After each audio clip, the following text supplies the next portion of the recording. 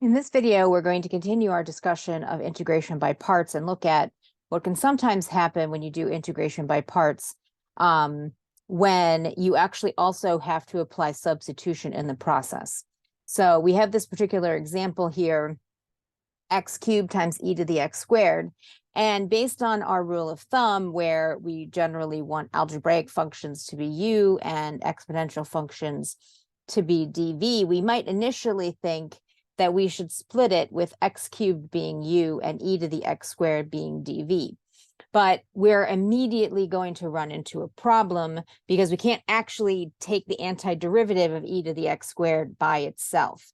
So we have to be a little bit thoughtful about this, and we still are basically going to split it in a similar fashion, but we're going to borrow one of the x's from the x cubed and attach it to the e to the x squared so that we can do the antiderivative.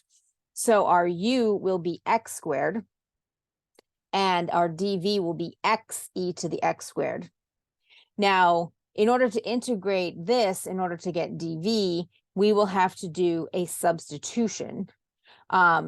And when you're doing this and you're doing it on your own paper, it's a good idea to pick your substitution variable, to call it something other than u, because you don't want to confuse the u of your substitution process with the u of your integration by parts process.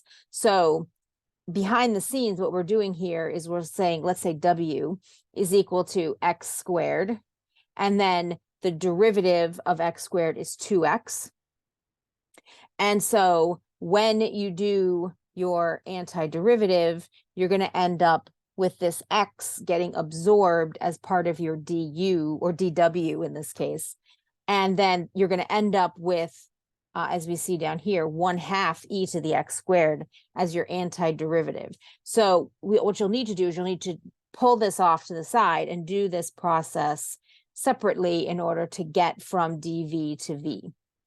And then you can continue with your integration by parts problem. The derivative of your u is 2x. When you do this antiderivative, again, with that embedded substitution, you're going to get 1/2 e to the x squared. And now we can apply our our uv minus integral of v du formula. So here is our uv, and then minus the 1/2 and the 2 from our two pieces get to cancel out. And what we're left with now, instead of x cubed e to the x squared, is we just have x e to the x squared. And remember, we just did that integration, so we know what that results in. It's that 1/2 e to the x squared. Again, that doing dv and then having the same function show up again is a fairly common process. And our final result then is this 1/2 x squared e to the x squared minus 1/2 e to the x squared plus c. Now, again, this tends to happen if you have composite functions. You may need to do this borrowing. One potential thing that can sometimes occur with problems like this is that if this polynomial piece here is not, or whatever the other function is not chosen very carefully, you can, in some cases, end up with an integral that you can't integrate. So if I had picked x squared e to the x squared, I would be able to get through the first step of this process. But then I would get just an e to the x squared by itself left over at the end, which I would not be able to integrate.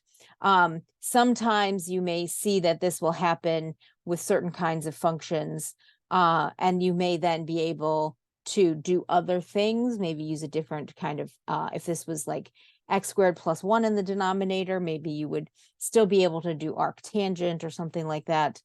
So maybe you would have to switch over to trig integration if it's a radical function with squares under it. So there may be other ways out of it. But for a function like e to the x squared, if you get e to the x squared by itself, you can't, in fact, integrate it. So the size of the power here makes a lot of difference. And depending on what the composite function is in this case, that's going to actually determine what what exponents will allow you to finish and which exponents won't.